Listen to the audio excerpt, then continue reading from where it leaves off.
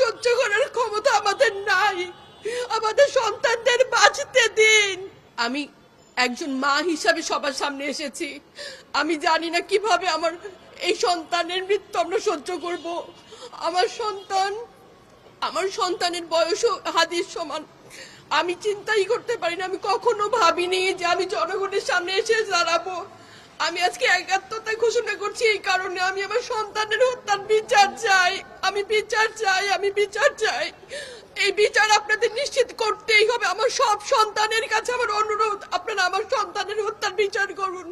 কারণ হাদির শেষ ইচ্ছা ছিল যদি মৃত্যুও হয় তবু যেন আমার মৃত্যুর বিচার হয়।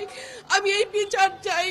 ইনসাফের বাংলাদেশ চাইলে যদি মৃত্যুবরণ করতে হয়, আর কত রক্ত দেবে আমাদের সন্তানেরা?